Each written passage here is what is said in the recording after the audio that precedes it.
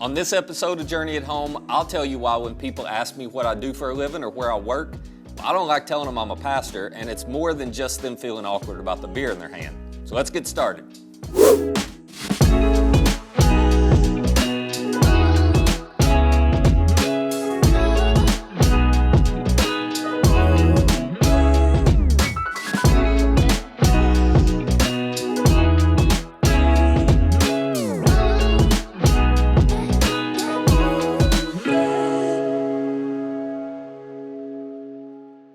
Well, I should probably start this series by admitting that what we're going to be talking about for the next few episodes is a bit emotional for me, and by that I mean I get pretty passionate about this because obviously I care about the local church and I've chosen to invest my life in it and to invest my life in you, but I'm really frustrated by the fact that churches have such a negative reputation with most people, especially people who aren't in church. We have a major brand problem. And in a lot of cases, people have just become apathetic to the church entirely now, and it is not the fault of the people who feel that way. The fault lies entirely, I believe, with the church. Christianity, as I said, it's got a real branding problem. People just don't think positively about us anymore. So if you are one of those people, and you're skeptical or cynical or resistant to the idea of church, you're watching this with that finger hovering over the pause button, I get it. I just want you to know I don't blame you for that. You've got some good reasons why you view the church the way that you do. Some of you were burned by Christians in the past. You were hurt by the church. Some of you tried to share your doubts and ask your questions. You got shut down by the church. Some of you tried to get involved in a church, but you realized pretty quickly, while the people there were friendly, well, they weren't going to let you belong, at least not until you believed and behaved just like they did. Some of you tried to get into a church and understand all the things that were being taught, but the sermons made no sense, and they used a lot of religious terminology you'd never heard before, and you just couldn't get anything out of it, so you decided, this must not be for me. Some of you probably just couldn't stand that all the church ever talked about was who they were against and what they were against. Kind of feels like at times the only way to be a good church or a good Christian is to make sure everyone knows that you're against all these groups of people and all these types of things. I mean, the message, maybe for you, seemed to be really clear. If you're not on our side, then you're on the wrong side of God. But if you're somebody who just doesn't like that kind of church or that kind of religion, I've got some great news for you. You are in better company than you know. There is someone on your side, and that someone might just surprise you. So for the next few episodes of this series, Overhaul, my goal is to show you what Jesus said that we, as his followers, should be known for, and what the church, this movement that he started, should be about. Because Jesus actually taught, if you'll lose your religion, you'll improve your life. So I've been praying that for many of us who are Christians, and those of you who aren't yet, that this really is going to be a series that overhauls the way you think about Jesus and faith. That those of us who are Christians will see where we've gone wrong, where we've gotten it mixed up, where we've been hypocritical. And that those of you who aren't Christians yet will realize that what you're resisting about Christianity or the church, well, it actually isn't what Jesus gave his life to create. So here's what I want you to understand. The church has not become judgmental and irrelevant and resistible because we follow Jesus. People who were nothing like Jesus liked Jesus, and he liked them. I mean, the most unholy, irreligious people on the planet wanted to be around Jesus when he was here. They followed him wherever he went. They showed up wherever he was teaching. They listened to him all day long. These people hung out with Jesus so often that it actually became a main criticism that the religious leaders in the first century used against Jesus. They would say things like, well, this man Jesus welcomes sinners and he eats with them. Why does he eat with tax collectors and sinners? They would criticize him for the people he hung with. So what happened? Well, over the years, Christians have lost what Jesus modeled, and instead we've held to a model that Jesus came to end. It's what I call the religion model. You pick any religion you want, and you're going to find it's built around these four components. They're sacred places, sacred text, sacred men, and sincere followers. Let me explain. Every religion has a place, or maybe a handful of places, that they consider sacred. So if you really want to connect with God, you've got to go to one of those sacred places. Now, Christianity has its own version of this. Christians talk about going to the house of the Lord because in their mind, the church building, well, that's more sacred than any other building. And then in religion, when you go to those sacred places, what happens? Well, you study and you learn about the sacred text. We bring our sacred text to sacred places where sacred men, and it's almost always men, isn't it? Sacred men are there to explain to us what they mean. And these men have extraordinary power because, well, according to their religion, they're the only ones with the special ability to interpret those sacred texts for you. So they get to tell all their sincere followers, or sometimes scared or superstitious followers, what they've got to do to gain access to God. Sound familiar? You just pick any religion you want throughout history. This is how it works. And maybe this is the version of Christianity that's been presented to you. But I'm telling you, it's not how Jesus said it would work. It's not what he intended for it to be. If you've ever been to a church that looks like that, that church got it wrong. And if you're a Christian and you think, well, that's how it ought to work, well, you've got it wrong. Jesus came to end the religion model and introduce something brand new that changes everything. See, when Jesus showed up, he taught there were no more sacred places. There were only sacred people. Matter of fact, he taught that when you're at one of these sacred places, the person to your left and right, they're far more sacred than the ground you're standing on.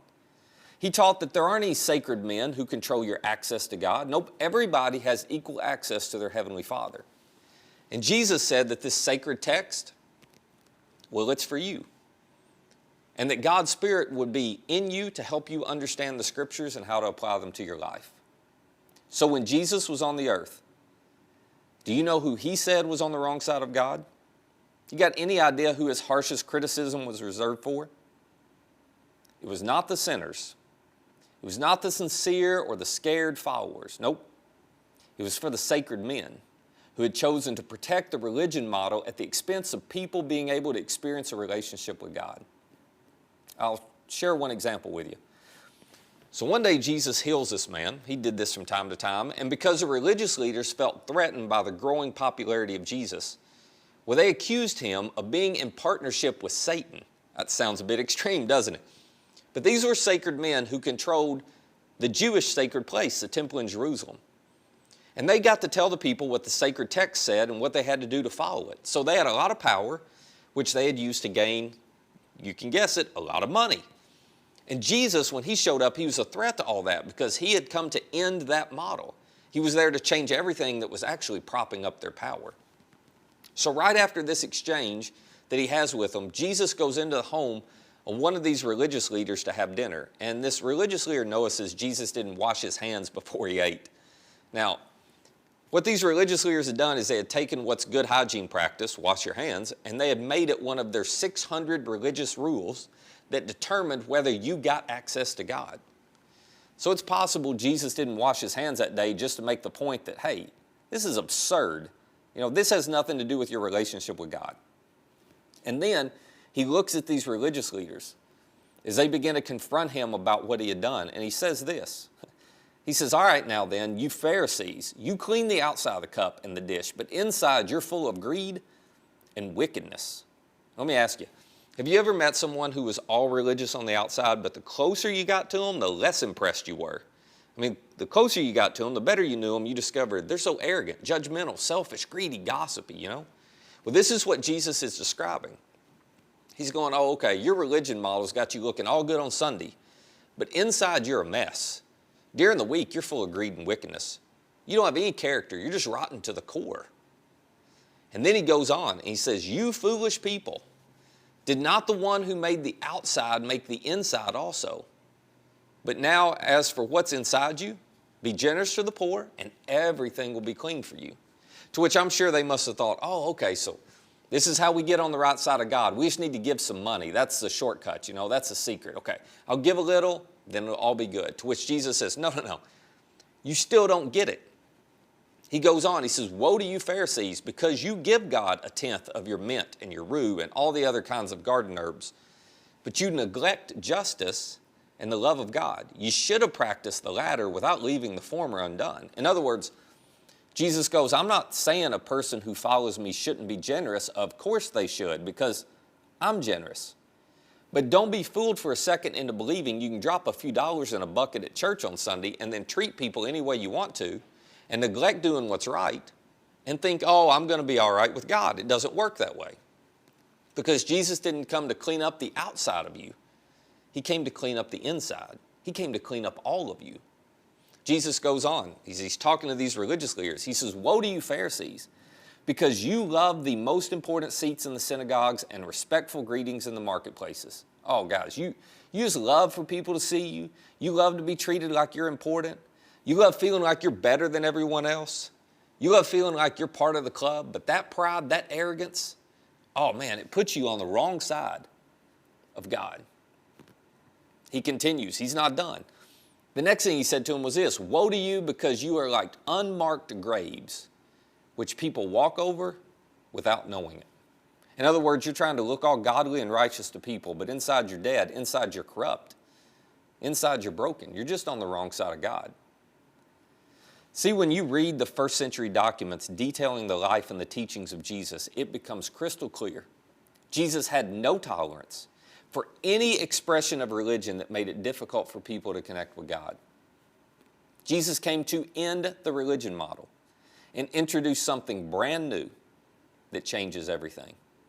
So, if you have been resisting God because you resisted religion and you assumed that they were one and the same, I've got some great news for you. Jesus resists the same religion you do. He introduced something brand new. And I hope you'll lean in for the next few episodes to discover what it is. And if you consider yourself a Christian, I hope you'll pause to consider whether you're really following Jesus or if you have allowed the religion model to creep into your life and to corrupt what Jesus came to do in you. Is there some hypocrisy in you? And is that hypocrisy making it difficult for people to connect with God? Listen, selfish Christians always make it more difficult for people to turn to God. And unfortunately, there are way too many Christians living for their me first kingdom, which is why most churches have the negative reputations they do, because they're primarily focused on themselves. And while the temptation and the possibility is there for us to be that kind of church, for us to be those kinds of people, I can promise you this, as long as I have the privilege to serve you and to serve alongside you, we're just going to fight that, because every person in our communities deserves to see what it looks like for a group of Christians to be better on the inside than the outside. That the closer they get to us, the more they ought to like us. They deserve to see what it looks like for a church to really be an others first group of people. And they deserve the opportunity to engage with a church that makes it easy for them to connect with God. That's why I don't hesitate to ask you to invest your time in a local church, because we don't want to be hypocrites who look good on the outside, but inside we're just really all about ourselves.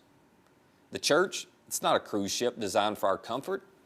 We're a rescue ship designed to point people, to connect people to Jesus. It is our responsibility to overhaul the way people view church and the way the church views people. So for the next few episodes, I'm going to describe as clearly as I can this brand new thing that Jesus came to introduce to the world. And it's going to be challenging for all of us to embrace it, to follow it, and to serve so others can experience it. But let me remind you, we follow a leader who did not come to be served and to do the easy thing. No, he came to serve and to give his life away for us. He ended the religion model and he introduced something brand new that changes everything. I'm telling you, it's worth giving your life to. You lose your religion, you will improve your life. How? Well, I'll show you starting next week in episode 2 of Overhaul.